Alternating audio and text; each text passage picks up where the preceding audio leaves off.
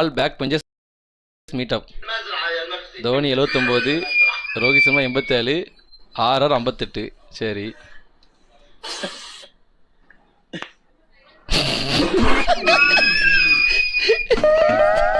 அது 49 தாண்டி கோலிக்கு ஒரு ஃபேஸ் வச்சுதான் தெரியுமா? அதை பார்த்தாலே சிரிப்பதுல எப்படி யோசிக்கீங்க?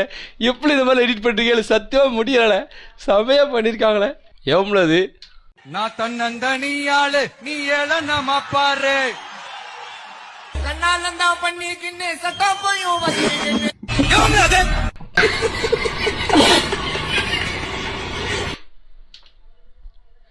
அடிச்சு நொறுக்கி போடணும்.